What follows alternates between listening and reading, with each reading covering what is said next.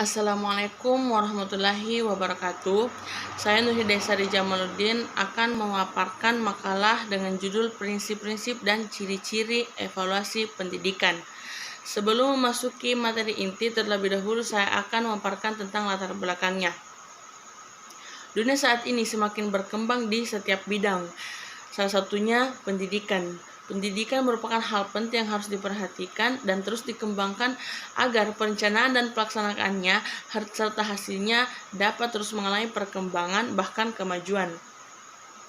Salah satu hal penting menjadi faktor pendukung atau komponen yang menjadikan kemajuan pendidikan itu maju adalah pendidiknya. Pendidik dalam melaksanakan tugasnya harus sesuai dengan pengetahuan dan pengalaman yang mantap dan harus dilaksanakan secara profesional. Pendidik harus mendorong peserta didik bagaimana peserta didik itu mengalami perubahan baik dari aspek afektif, psikomotorik maupun afektif.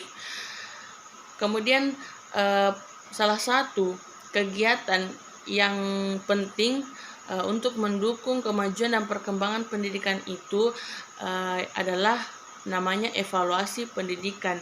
Jadi dalam hal ini pendidik harus mengetahui seluk-beluk atau memahami yang namanya evaluasi pendidikan itu sendiri.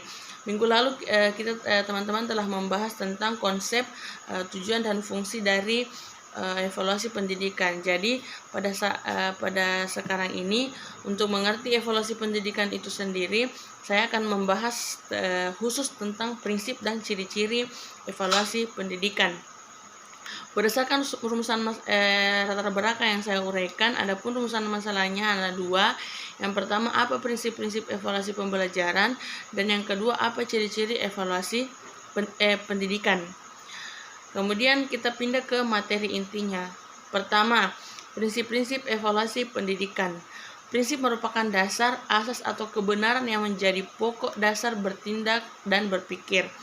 Jadi dalam hal ini evaluasi pendidikan merupakan prinsip evaluasi pendidikan merupakan pokok atau dasar yang menjadi acuan untuk melakukan yang namanya evaluasi pendidikan. Ada beberapa pandangan ahli menurut prinsip evaluasi pendidikan itu sendiri. Yang pertama menurut Suharsimi Arkunto, beliau mengatakan bahwa ada satu prinsip umum dan penting dalam kegiatan evaluasi yang disebut regulasi.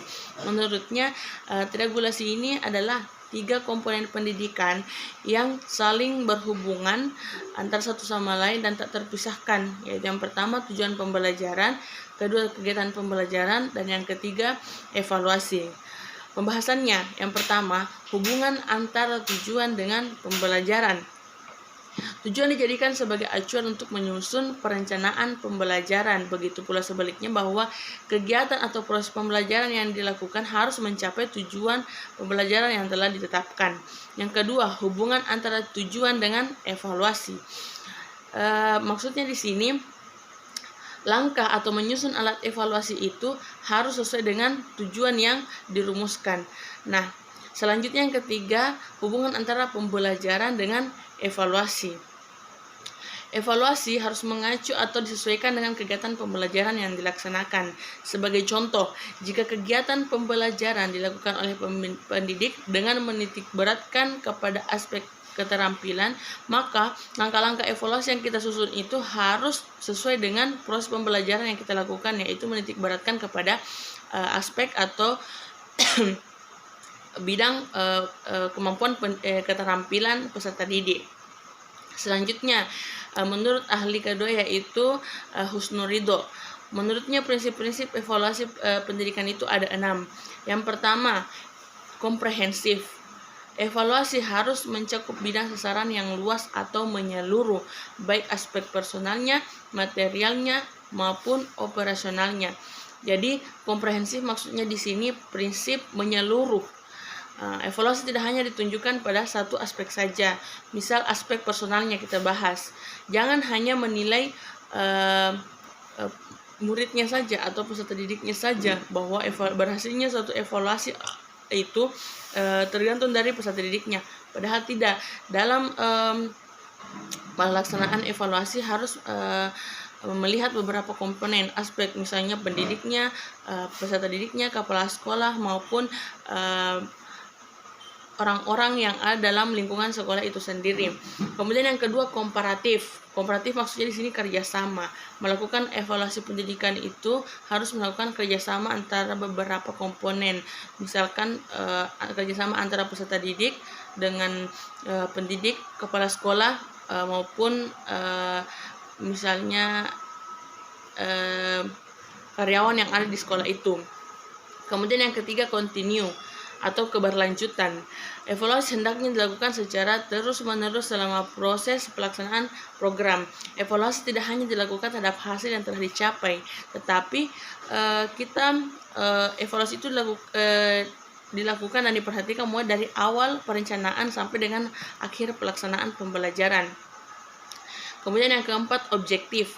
Mengadakan evaluasi harus menilai sesuai dengan kenyataan yang ada. Sebagai contoh, apabila guru sukses dalam mengajar, maka dikatakan bahwa guru itu sukses dalam mengajar. Begitu pula sebaliknya, ketika kurang sukses, maka dikatakan sebagai kurang sukses. Untuk mencapai keobjektifan dalam evaluasi, maka diperlukan data dan fakta yang lengkap yang dikumpulkan untuk dijadikan sebuah kesimpulan. Kemudian yang kelima, berdasarkan kriteria yang valid. Selain adanya data dan fakta, juga perlu ada kriteria-kriteria tertentu. Kriteria yang digunakan dalam evaluasi harus konsisten dengan tujuan yang telah dirumuskan. Kriteria ini digunakan agar memiliki standar yang jelas apabila menilai suatu aktivitas. Kemudian yang terakhir, menurut Husnul Ridho, prinsip evaluasi pendidikan adalah fungsional. Maksudnya evaluasi pendidikan di sini memiliki fungsi baik secara langsung maupun tidak langsung. Kegunaan langsungnya adalah hasil evaluasi digunakan untuk perbaikan terhadap apa yang dievaluasi. Sedangkan kegiatan tidak langsungnya adalah hasil evaluasi itu dimanfaatkan untuk penelitian atau keperluan lainnya. Selanjutnya tentang prinsip evaluasi pendidikan menurut Mujid. Sedangkan menurut Mujid ini ada 3 yang paling umum, yang penting. Yang pertama, prinsip kesinambungan. Sudah dijelaskan sebelumnya, prinsip kesinambungan atau kontinuitas. Hal ini dapat memberikan informasi ketercapaian kompetensi yang dimiliki peserta didik sejak memasuki program sampai akhir program. Sebagai salah satu contoh, penerapan prinsip evaluasi berkesinambungan saat melakukan penilaian. Pengambilan keputusan hasil belajar peserta didik tidak boleh dilakukan hanya berdasar informasi hasil belajar pada tes akhir misalnya. Hasil belajar harus dianalisis dan ditindaklanjuti dengan pemberian umpan balik sehingga dapat diperoleh catatan tentang perkembangan belajar peserta didik. Kemudian yang kedua, prinsip keseluruhan. Sudah dijelaskan sebelumnya, prinsip keseluruhan. Langsung contohnya bahwa evaluasi dalam hasil belajar di samping dapat mengungkap aspek proses berpikir, juga dapat mengungkap aspek kejiwaan lainnya seperti keterampilan. Jadi sebagai contoh, jika dikaitkan dalam pembelajaran pendidikan agama Islam, prinsip keseluruhan ini, contohnya peserta didik itu tidak diharapkan hanya mengetahui teori dari sebuah materi pelajaran, tetapi kita harus melihat bahwa peserta didik ini harus juga mengetahui bagaimana memahami, kemudian mengaplikasikan apa yang telah dipelajari. Jadi maksudnya keseluruhan. Kemudian yang ketiga, prinsip objektivitas. Sudah dijelaskan juga sebelumnya. Sehubungan dengan itu, dalam pelaksanaan evaluasi hasil belajar, seorang evaluator harus senantiasa berpikir dan bertindak wajar menurut keadaan yang senyatanya, tidak dicampuri kepentingan-kepentingan yang bersifat subjektif. Jadi, dalam mengevaluasi kita harus memegang prinsip objektivitas. Apa yang terjadi dengan proses pembelajaran atau hasil penilaian, maka itu yang harus kita laporkan. Tidak boleh ada mengandung unsur subjektivitas. Kemudian pembahasan yang kedua, ciri-ciri evaluasi pendidikan. Yang pertama, menurut Suharsimi dalam bukunya Suharsimi Aripunto, yang pertama, evaluasi yang dilaksanakan dalam rangka mengukur keberhasilan belajar peserta didik. Pengukurannya dilakukan secara tidak langsung dan dengan contoh seperti ini. Ketika pendidik ingin memberikan kesimpulan bahwa mana peserta didiknya yang pandai dan tidak pandai, dia tidak bisa menilai secara langsung dari pandai maksudnya pandai atau tidak, tetapi dia menilai dari apa yang tampak perilaku dari peserta didik itu sendiri. Sebagai contoh, ketika dia bisa menjawab soal-soal dari guru, maka dia bisa dikatakan pandai atau tidak. Itu hanya sebagai contoh. Kemudian yang kedua, bahwa pengukuran dalam rangka menilai keberhasilan belajar peserta didik pada umumnya menggunakan ukuran-ukuran yang bersifat kuantitatif atau menggunakan simbol-simbol angka.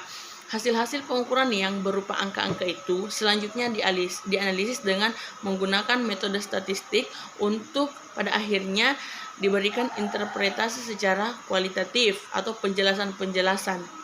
Kemudian yang ketiga, penilaian pendidikan itu atau evaluasi pendidikan menggunakan unit satuan yang tetap.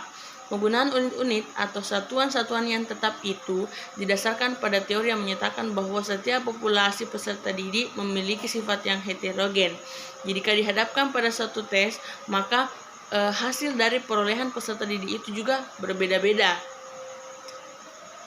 Kemudian yang selanjutnya, yang keempat, evaluasi bersifat relatif. Maksudnya hasil dari penilaian kita itu berubah-ubah, karena memang yang kita teliti adalah peserta didik adalah makhluk hidup, bukan benda mati yang otomatis tidak berubah-berubah. Namun peserta didik, sebagai contoh, mahasiswa,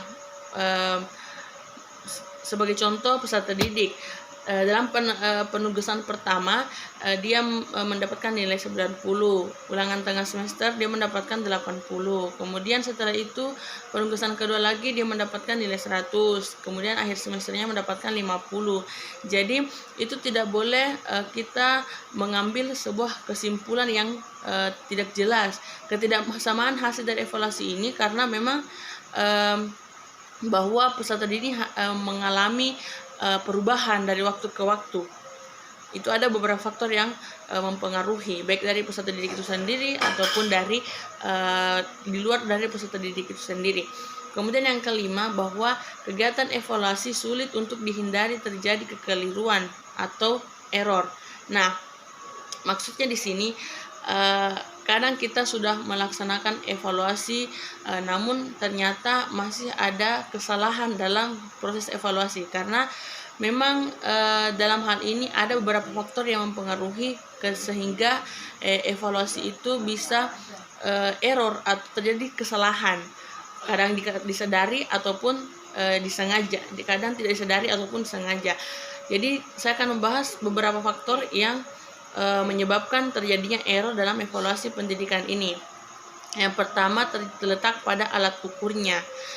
Dalam proses evaluasi harus menentukan alat evaluasi yang digunakan yang harus sesuai dengan apa yang ingin dicapai. Sebagai contoh, kadang butir-butir soal yang diberikan atau diujikan tidak mencerminkan atau tidak merupakan wakil dari keseluruhan pelajaran yang seharusnya diujikan. Yang kedua terletak pada evaluatornya, atau misalnya pendidik, guru, dosen, atau pendidik yang lain. Evaluator pada saat melakukan evaluasi tidak boleh dalam keadaan sedih, gundah, atau ada hal-hal yang dari dalam diri evaluator itu sehingga dapat mengaruhi proses evaluasi pendidikan.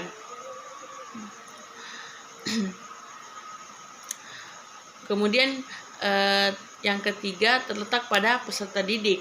Peserta didik sebagai objek evaluasi dapat menjadikan juga hasil evaluasi itu error karena faktor dari dalam dirinya seperti suasana hati yang sedang dialami ataupun dari faktor di luar diri peserta didik itu. Ketika misalnya dia sedang belajar, mungkin ada gangguan dari teman. Jadi semua faktor-faktor ini dari peserta didik ini bisa mempengaruhi hasil evaluasi.